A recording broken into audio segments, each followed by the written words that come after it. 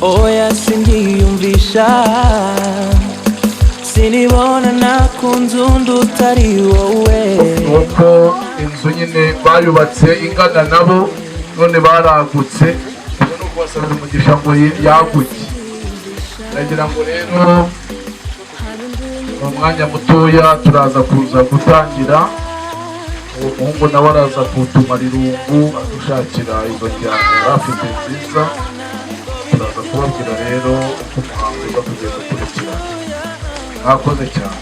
I don't wanna think about it, I don't wanna talk about it. Oya nibikabe, oya nibikabe. Nabone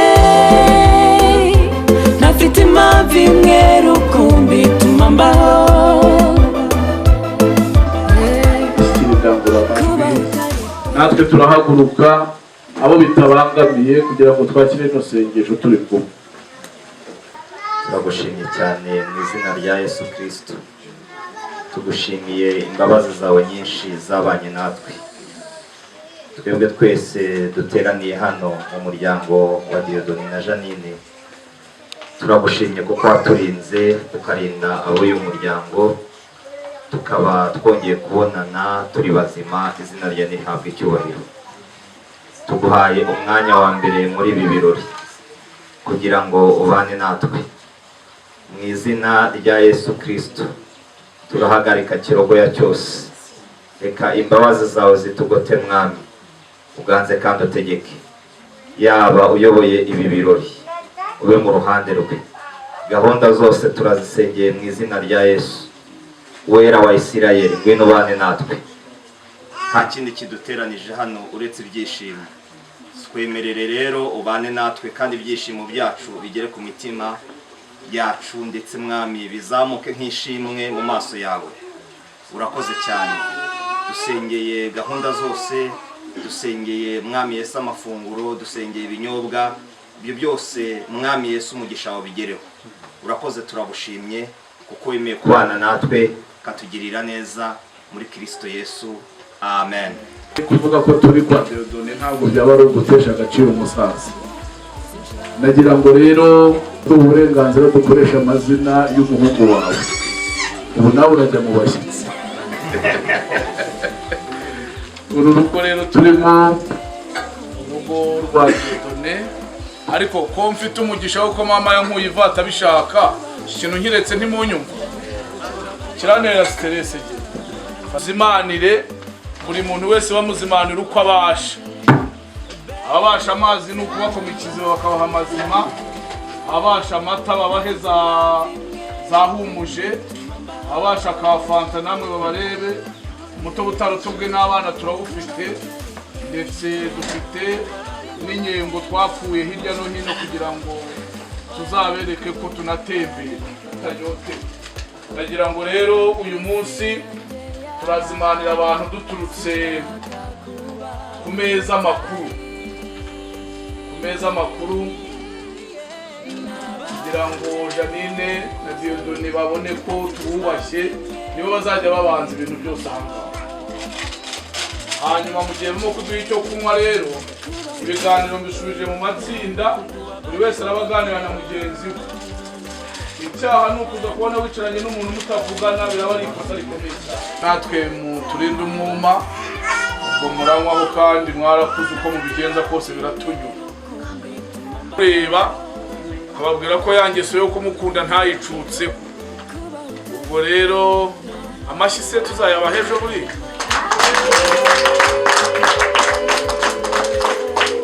Uko nuko bati ntawe unena undi, umanywa ku kirahure amuhereza icye n'undi amuha icye. Ni ubusirimu ati twese bitugereho. Kugira ngo umuntu wo hanze agire agaciro abo hanze babyongere utwo dukombe bongere bazane, hari abandi bana bitonze ariko batabibonye. Ati reka tube twiganira. None rero ndagira ngo twunge murye tubyaze igihe umusaruro, tube tuganira. Mwiriwe wo hanze. Ngira ngo abantu benshi babonye kano kapapuro. Hariho amagambo nabonye ari mu ndimi zitagoranye ariko tutagombera wenda no kuvuga nonaha rwacu rw'ikinyarwanda. Hepfo rero bakabashimira ko batewe ishema no kubatumira muri uyu muhango mwiza, ko banezerwa cyane mubaye muhari kugira ngo mufatanye nabo. Mwabikoze rero, muri abantu b'intore cyane. Umwana wavutse muri uru rugo ni umuhango mwiza cyane. Kuriya hari ubwo umwana asohoka mu rupangu iwabo ugasanga abandi bana baravuga ngo yewe shango dore kakana ngo niko. Hano rero twashatse kubirwanya, turavuga ngo abana b'abaturanyi, abana b'inshuti zacu bamwiyitira izina, abe babizi ko hari umwana mugenzi wabo biyitiye izina, mutaza kumwita amazina y'abahungu, bakamwita Christian.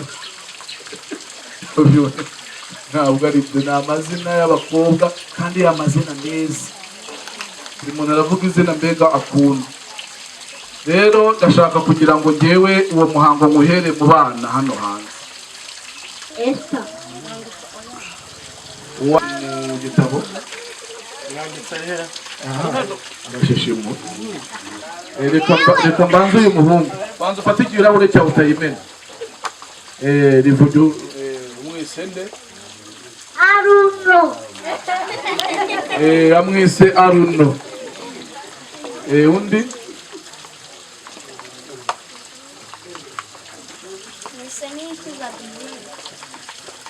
Uyu nguyu ngamwise Niyikiza Divine. Niyikiza Divine. Uyu yamwise Mutesi Neri. Yamwise Akariza. Uyu nguyu yamwise Akariza. Nta wundi? Uwase Kesi. Amwise Uwase Kesia. Arine. Keza Arine. Amazina n'ibitangaza. Nagira ngo mbaze no mu bantu bakuru niba hari ufite izina ririmo kubanguka cyane. Umwana mwise Uwera iratanga impano. Uwera iratanga impano. Byandike mu bakuze. Uyu nguyu yamwise Gift Keira. Byandike ubwo ni impano Keira, ariko urishire mu rurimi yakoresheje, koresha ururimi rwe atamerera nabi. Mwana mwise Akeza Shani. Akeza Shani. Akeza Princess. Uyu amwise Keza Princess. Umwana mwise Ikirezi Sharirene. Ikirezi Sharirene. Kubatuzanira uwo mwana tukamubona, abona hari n'abantu batinye kuvuga izina kubera ko batamureba. Hari ubwo umuntu abona uburanga bw'umuntu akavuga ati wa mugani wamwita Akazuba. Rero turagira gucyura tubagomba mutuzanira uwo mwana hanyuma tubabwire ibikurikira. Ibiganiro biraba bisubiye mu matsinda, hanyuma umwanditsi anoza neza aho atashyize akadomo agashyiraho. Like the moon in the sky, girl, you light up my life. Nakindi nasabi manuretse kuko kumana iruhande rwanyu. Yora wisekera nukababare ma. Let me fix you tonight. Let's love each other till the morning light. Let me put together all your broken pieces. I hear your heart talking, babe, I'm here to listen. Oh, I'm here to listen.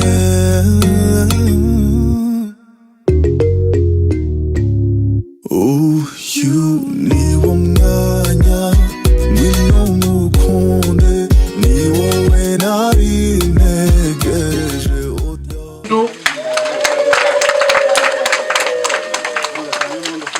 nagira ngo rero nsabe umwanditsi watwandikiye amazina. Uwera Iratanga Impano, Gift Keila, Keza Shania, Keza Princess, Crazy Jacqueline na Uwera Pamela. Umuhogo we akavuga izina ntabwo yaruhiye ubusa. Mureke rero twumve ababyeyi b'umwana nyirizina icyo batubwiye.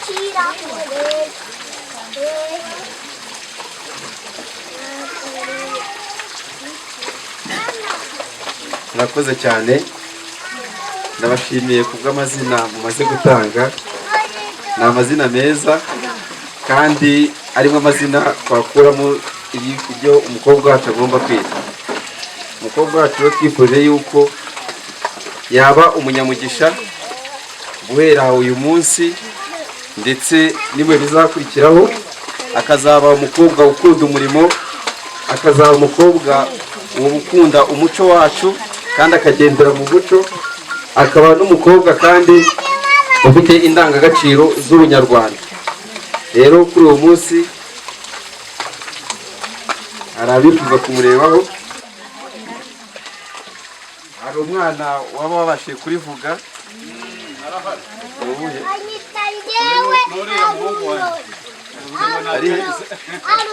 hari uwabashije kurivuga. Uyu mwana twamwitemo izina ry'Akariza ariko akagira n'izina rya papa we Nzasabimana Genesis. Twamwise Genesis ngo twifuza ko kuri uyu mwana atangira inkuru nshya, agatangira amateka mashya, agatangira ubuzima bushya bitewe n'amateka y'urukundo rwacu ndetse n'amateka y'igihugu cyacu. Mama Akariza agiye kubaha ishimwe ry'uko mwahisemo amazina meza. Reka rero mama w'umwana aba ari we ubaha kugira ngo kuvugirwa hano.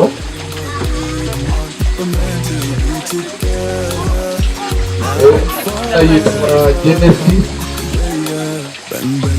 ubundi mu Rwanda yitwa Itangiriro.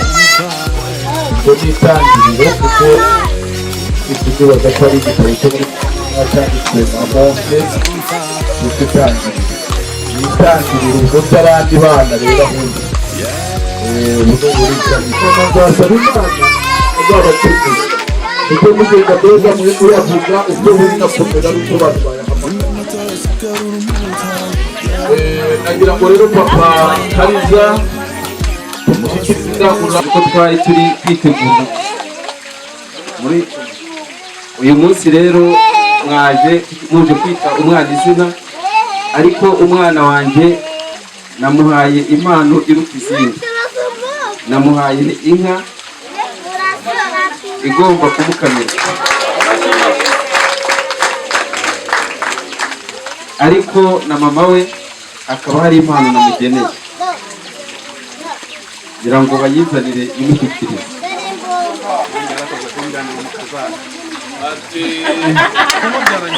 Mama Genesis nawe ati akebo nigeramo.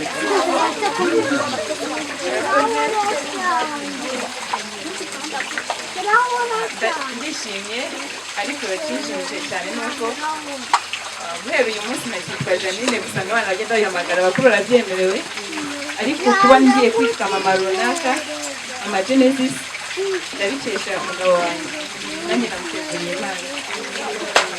Umwuka w'impano rero umuntu uje mu rugo ari umushyitsi mushya kandi ari n'uwacu bwite, hari impano namugeneye yo kumuhesha umugisha wo gutunga amafaranga kuko ubundi byose ntabimuhaye.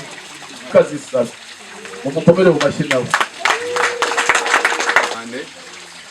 Nejejwe n'Imana kuko isezeranira mu rwihisho igasohoreza ku mugaragaro, kandi isezeraniye mu rwihisho ukabivuga bakwita umusazi.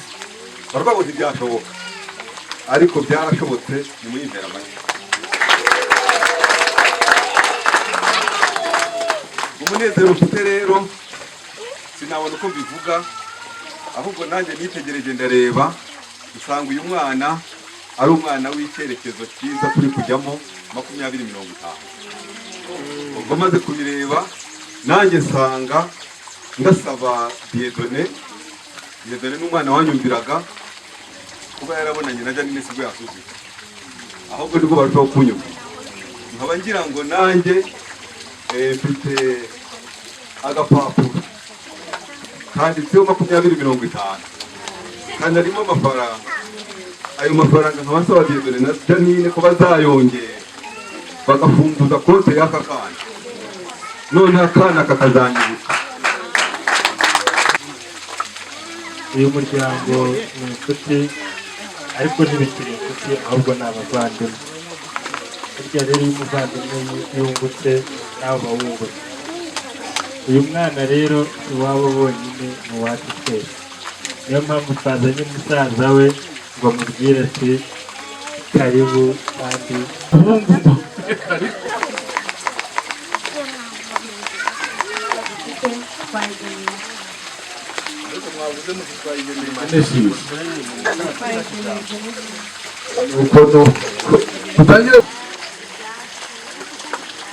umuntu azajya azamuka izina aryibuka ko ati konte muri beka turagira ngo noneho bayifungure banazigame, ye kuba konte y'izina gusa. arayishyigikiye nawe mumukomere mu mashyi. uyu munsi kuri konti y'umwana musaza atangije nanjye reka umuterankunga wayo ugomba nawe komoka gutya mu Rwanda nta Imana ikiza. ubwo rero nanjye nk'uko biteguye kubaha impano ariko turagerageza n'iki byakoretse reka turusheho kwitwikira kugira ngo umwana azabe mu buzima bwiza agire ibyo kwiga.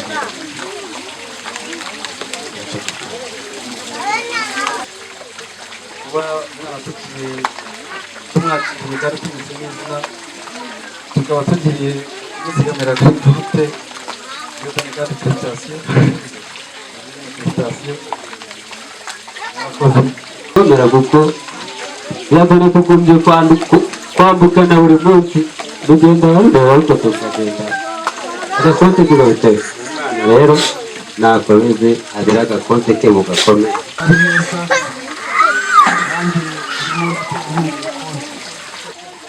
uyu mwana nanjye iyo konte ndayishyiraho 20,000. nanjye hari ikintu ushaka gushyiraho kugira ngo bamwiyegereze noneho afashe kugira ikintu ashyiraho. urakoze cyane. umushyitsi waje atungana abanyina bose bacanye igishito cyinshi akumarimbere uwera maze ukunda ushidikiri uje kubyindiriro umushyitsi waje atungana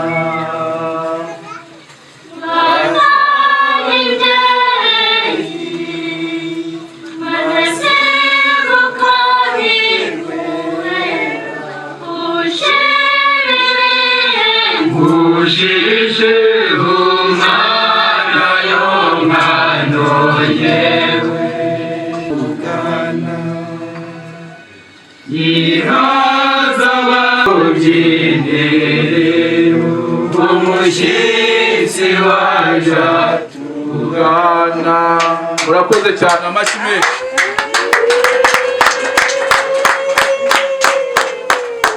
nuko nagira ngo twakire umubyeyi.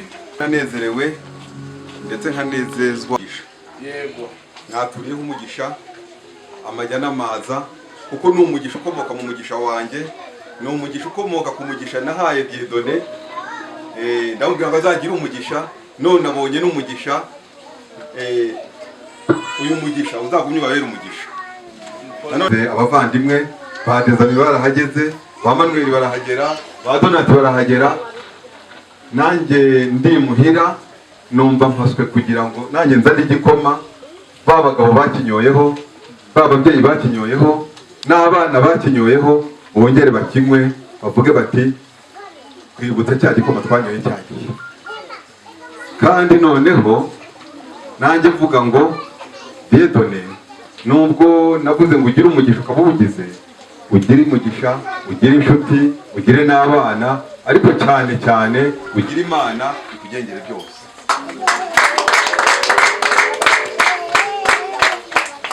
Uyu musaza yaje kubahemba. Uyu musaza yabazaniye igikoma, yaje kubakanda ibirenge, yaje kubabwira ko kuba barabyaye batibyariye, ahubwo babyariye igihugu bakabyarira umuryango, baratubyariye twese.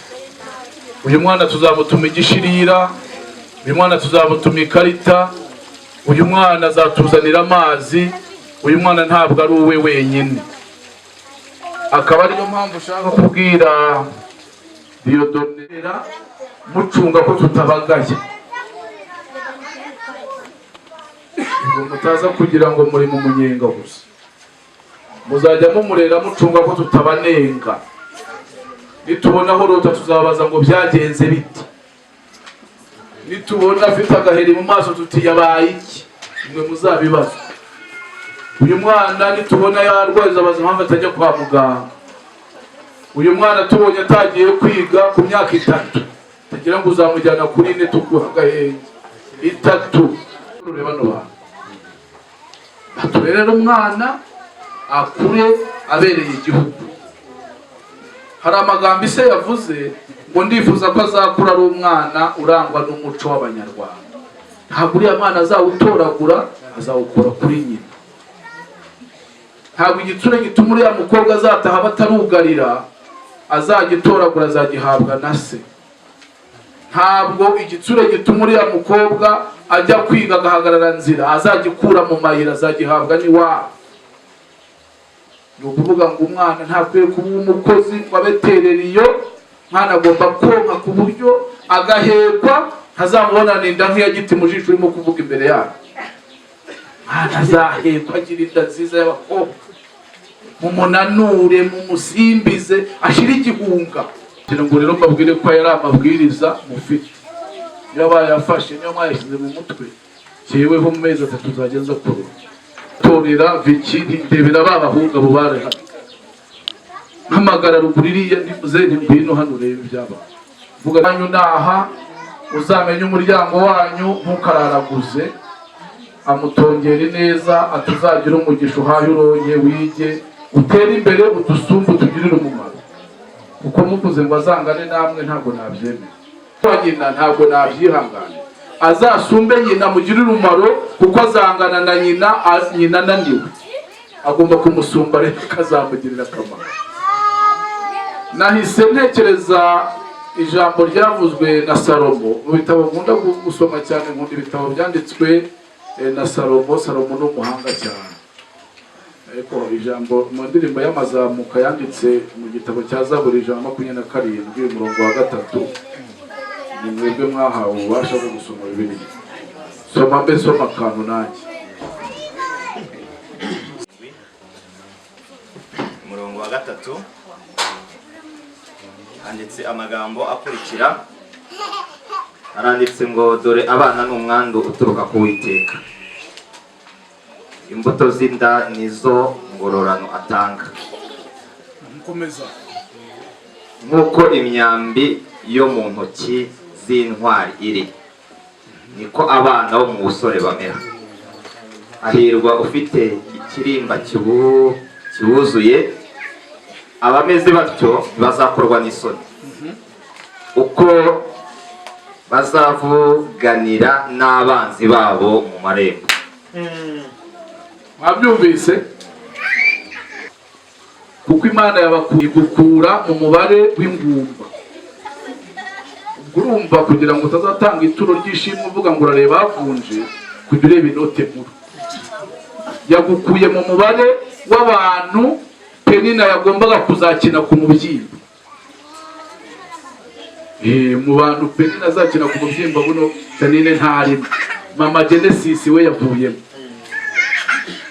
mu bagabo batabyara, mbese uriya we yamaze kuvuga ati nzabasengera, ababuze urubyaro nzajya mbasengera mbagire n'inama ukuntu umuntu abigenza.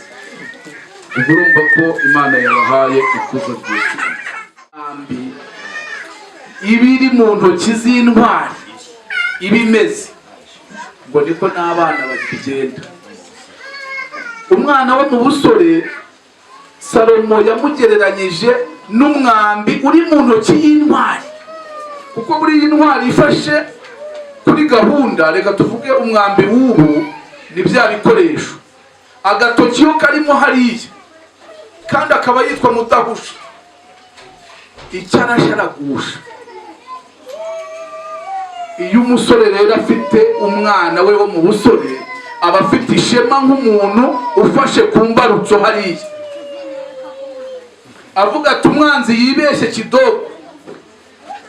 Uriya umuntu ufite biriya bikoresho, hari abadayimoni bapfira imbere ye batiriwe bamwataka.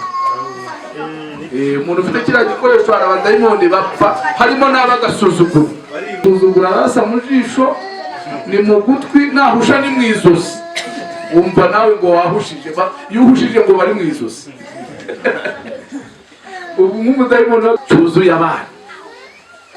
Ikirimba ni ububiko bw'imyambi, ubundi mu magambo y'ikinyarwanda gikuze. Nk'uko tuvuga ngo bagennye ingango, bagena intagara, ubundi ikirimba ni ububiko. Ni uvuga ngo iyo ufite ikirimba cyuzuye abana, ngo uraryama ugasinzira kubera ko bavuganira n'abanzi bawe ku marembo. Umwanzi wa mbere turwana nawe ni ubukene. Iyo ufite amaboko warabyaye, ufite umwana muze, kera kubyara kugira abana byari ubugabo, kuba ufite abana byabaga ari ubugabo. Wagira benshi bakavuga bati mba mwibeshye muvuge Straton imbwa zibarya, ko byakundaga. Ubwo haje economy ngo ni batatu, ariko ubu nabo ntiboroshye batatu. Bose batatu bazima ntibaruta ingabo za Satani zuzuye ikaritsiye. No kuvuga ngo iyo Bibiliya ivuze ngo hari gufite ikirimba kihuzuye, niho twanze kiratubabwira ngo uriya mwana ntabwo ahagije. Cyuzuye abana, mutaza n'imibare rero ngo urabona ngo amashuri wapi. Harera Imana n'umunyarwanda, n'umwana w'umunyarwanda. Ni uvuga ngo turashaka abana buzuye. Uriya mwana turorera sasa indi tatu akaboneka gutyo mu myaka 3 tuzaba tukwishyuza umwana. Ubu tuzatukuza cyetuye ni gukabana. Ubwo rero no kuvuga ngo Bibiliya yabahaye uburenganzira ko muzagira ikirimba cyuzuye abana, ntabwo mugomba kubyara ikinege, mwaguke mugwize abana. Hanyuma tugashimira abana bato babitabiriye. Ntabwo ari ingo nyinshi wasanga abana bangana gutya babagendereye, kandi urugo rwanyu rukaburiza impano izimanira ababagendera, cyane cyane abana. None urabyumva, n'ubu umuneke umujyi ubagabanya, buri wese atwara akanosho, n'ubundi gaburo turisangira turi abagabo kandi ntabwo twinuba, ariko bagira akantu babona mu biganza byabo. Ntukagira ibiganza uvumye ndi umubyeyi kandi sinzabuvumura, ujye ugira akantu uha abana bakugenda. Mbese abana bajya banezerwa no kuvuga ngo twagiye dusanga mama Genesis ahari, kuko iyo bahagusanze ugira icyo ubapimira, ntukabure icyo uha abana. Kabiri, turashimira umubyeyi utarabaye tereriyo, akumva umwuzukuru agaterwa ishema no kuza kubahemba. Buriya ngo ubuntu bwari umurengera, ubonye batabushima ngo bugenda bushira. Ariko iyo uje ugashima aba bana, baranavuga ngo reka byare wenda papa yagaruka, aho turuga turahazi uko hareze. Ubu rero bazajya ahubwo bakumbura kugira ngo babone ibyagukuru.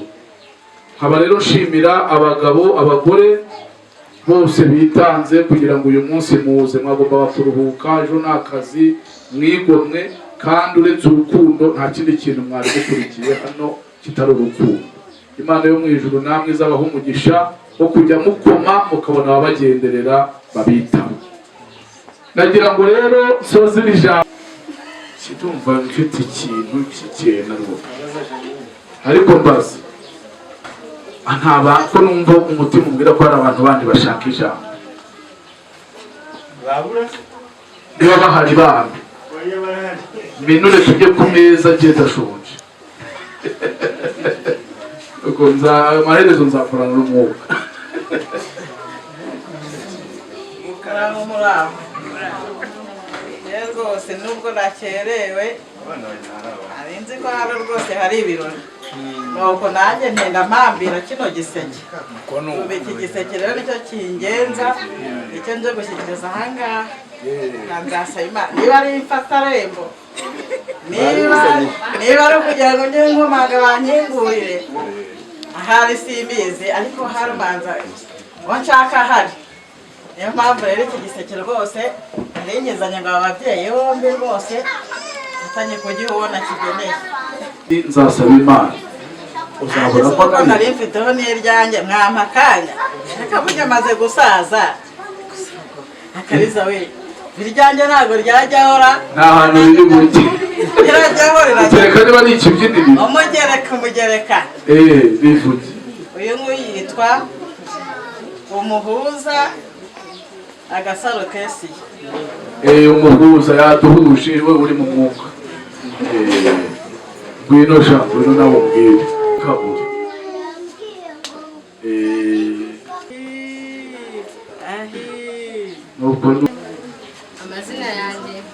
amazina yanjye nitwa Niwemugeni Marie Grace nkaba naje kwita umwana izina muzaniye n'impamba naje no muri aniveriseri ya mariage y'abantu baradahagararanye iyi ni impamba nari nazaniye kabebe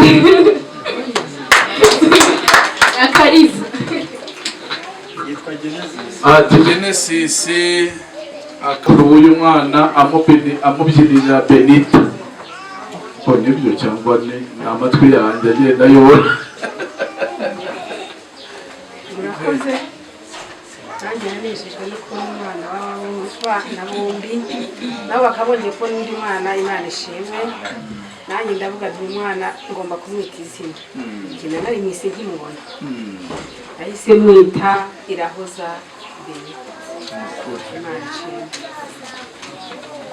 ry'umubyeyi cyane cyane nyirakuru w'umwana riragenda rikaganza n'ayandi bakavuga bati Benita bati Genesis batakariza gutyo gutyo ariko iri zina rya nyirakuru ni ikibyiniriro mu muco rirasanzwe hari abazamwita bazizane muri East Africa bavuge ngo ni bazirete ngo bagiye muri Swahili ariko tuzamwita Nagakuzanyana tuzamwita Nzamukosha tuzavuga Mukobwa Jana tuzamwita amazina menshi cyane kubera ko umwana burya kura yiswe amazina menshi kandi izina burya nirikujije nagira ngo rero ncutse uyu mwanya mbashimira mwese abakerewe ndetse n'abaziye kuduhemba kwita izina tugiye kubisoresha gusabana dusangira kandi tugasangira tudasaranganya kubera ko hano ibintu birahari nkasaba kandi umubyeyi w'uru rugo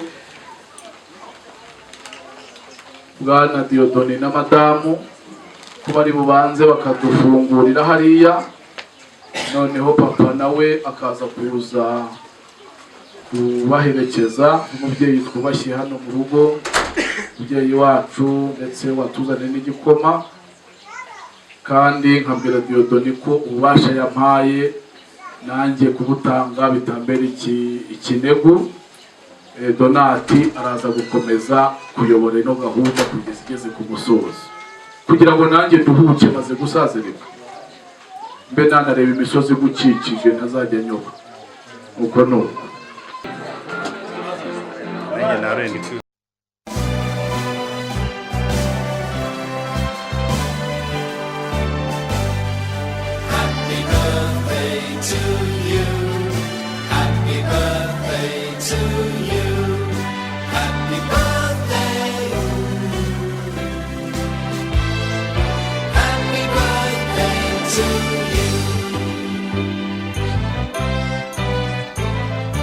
He's a jolly good fellow.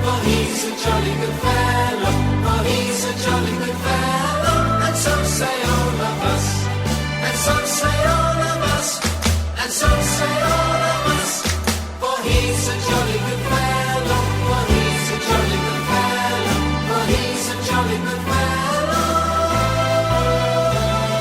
And so say all of us. 21 today. 21 today. He's got the key of the door. Never been 21 before. People say he can do as he likes. Shout hip hip hooray. He's a jolly good fellow. E-I-E-I-O. And on this farm we have some chicks. E-I-E-I-O. With a tick here and a tick there. Here a tick, there a tick, everywhere a tick. E-I-E-I-O. With a tick here and a tick there. Here a tick, there a tick, everywhere a tick. With a tick here and a tick there. Here a tick, there a tick, everywhere a tick. kandi nduyibwira umuntu wese yaguwe neza. Hanyuma rero ndagira ngo bumve ijambo rya Diyodoni Papa Genesis, hanyuma dukomeze dusabane. Agize n'uwashaka gutaha atahe ariko yumvisha ijambo ry'umukuru w'umuryango. Hanyuma n'ikindi kandi ni byiza yuko nkuko twatangiye dusenga Imana twongera kandi kuza gusoza ibi birori byacu dusenga Imana. Kwirirwa shimiye abantu mwese mwabonetse hano. Ntabwo ubu twashatse gufata igihe kinini cyane bitewe n'uko hari abantu bajya kure, hari n'abafite akazi, ariko nabashimiye uko mwazindutse mwubahirije amasaha, mwakoze cyane. Rero icyishimishije cyane kuruta ibindi uyu munsi ni uko umwaka ushize nk'iki gihe mwaje kudushyingira, munatwifuriza umugisha, mudusabira umugisha wo kubyara, mudusabira n'umugisha wundi usanzwe. Rero uyu munsi turishimye uko twujuje n'ubango ubundi tuzuza umwaka tubanye ejo, ni nkaho ari uyu munsi, ariko tukaba tugiye kuzuza uyu mwaka hari imigisha twabonye. Mu kazi nazamuwe mu ntera, Imana ishimwe cyane. No mu rugo naho nazamuwe mu ntera, Imana ishimwe. Ejatsu kwa 12 navuye mu basore nitwa umugabo. Vuye no mu bagabo basanzwe njya mu babyeyi. Kuko abagabo bose si ababyeyi, ngira ngo uwayoboye ijambo yagiye abivugaho, ntabwo bose bakunda kugira ayo mahirwe. Ngewe nayo mahirwe Imana yarayampaye, ubu navuye mu bagabo basanzwe niswe umubyeyi. Ubu ngubu nitwa Dieudonné, nkitwa Papa Kariza, nkaba nitwa Papa Genesis. Akabyiniro k'umwana ka mukecuru ni Benita, ubwo nkitwa Papa Benita. Ubwo urumva ko Imana nzabe mu ntera. Ariko ikindi burya birashoboka ni gace ushobora kubona abantu bateranye bangana gutya, niyo ni umugisha Imana yampaye. Rero Imana yampaye umugisha impana abantu. Hari igihe kera mbere yuko dushyingirwa twajya tuvuga ngo se turamutse duteguye ibirori ni bande babizamo, tugasa n'abagenda babisigana twuvuga ko nta babizamo, ariko ntabwo ariko bimeze. Murabona dufite abantu. Rero nabahamagaye muraza, nanjye uzampamagara nanjye nzitabira ubutumire bwe. Ndabashimira ko mwabanye natwe, turacyari kumwe, turakomeza kwishimana, ariko amasaha agereye ntabwo turaza kuzirika abantu, kuko igikorwa cyagiteranyije cyagenze neza. Turakomeza kwishimana ariko nk'abajya kure, kugira ngo tutababangamira abajya mu kazi nabo babashe kugenda. Ndagira ngo tuze gufata umwanya dusengere abarajya bagenda. Umuyobozi wa gahunda rero ndaza kumusubiza ijambo, wenda anafata umwanya asengere abantu bagenda, ubundi dukomeze tugubwe neza. Nta kibazo dufite, Imana yaduhaye naho kuryama, ntihagire ikindi kibazo ngo nashaka kuryama gusa biragenda gute, gusa nibwira biragenda gute, naho kuryama harahari. Imana ikomeze kubaha umugisha. Hasigaye igikorwa kimwe, tugiye gusenga. Hanyuma nitumara gusenga turajya hano hanze dufata ifoto y'urwibutso, ndetse n'abantu bari hanze bose turazamuka turahajya rwose, ndabona turahajya kandi biragenda neza cyane. Icyo nicyo gikorwa tugiye gukurikizaho nyuma yo gusenga. Hanyuma ndabasaba yuko mwahaguruka, ababishoboye batakiri ku meza bahaguruka, hanyuma tugasenga Imana dusabira umugisha uru rugo tunasabira umugisha abantu bose babonetse muri iyi gahunda. Imana ibahereza umugisha. Hanyuma reka rero dusenga Imana kugira ngo ibintu birusheho kugenda neza. Mana, turagushimye ubwo twatangiraga uyu mwanya twakubwiye ngo umanuke ubane natwe. Habwa icyubahiro kuko wabigenje neza. Izina rya nirihabwa icyubahiro. Dusabiye uyu mugisha Mwami, dusabiye umugisha uyu muryango watwakiriye. Ubagirire neza, ubiteho mu izina rya Yesu, nk'uko uyu munsi wabakoreye igitangaza. Aya namwe mu mateka wanditse mu buzima bwabo nk'uko Bibiliya itubwiye. Turabigushimiye, nuko rero nubarinde, urinde urubyaro rwabo mu izina rya Yesu, bakure bashimwa n'Imana n'abantu, bagwiza ubwenge nk'uko Bibiliya bivuga. Turabigushimiye kuko uri Imana igira neza. Hanyuma dusengeye ababyeyi kugira ngo nabo bahire mu kazi kabo ka buri munsi, bakubone kandi bundi bushya. Dusabiye umugisha abantu bose bitabiriye iyi gahunda Mwami, tubasabiye umugisha mu izina rya Yesu. Ni urugendo rutoroshye bakoze, ni intambwe zitoroshye nyinshi cyane bateye kugira ngo baboneke muri uyu mwanya. Nabo tubasabiye umugisha mu izina rya Kristo Yesu. Urakoze cyane rero, tugiye gutandukana, abagenda ugendane nabo kandi n'abasigara natwe usigarane natwe. Urakoze, turagushimye mu izina rya Yesu. Amen. It's 21 today.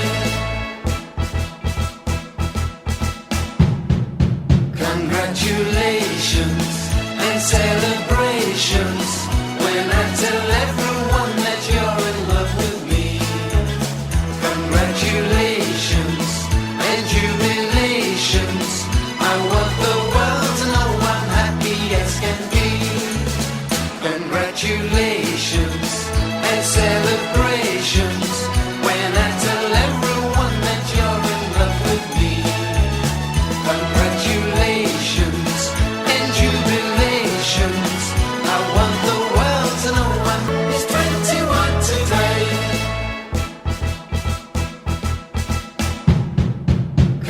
Congratulations and celebrations when I tell everyone that you're in love with me. Congratulations and jubilations. I want the world to know I'm happy as can be. Congratulations and celebrations when I tell everyone that you're in love with me. Congratulations and jubilations. I want the world to know I'm happy as can be. I want the world to know I'm happy as can be.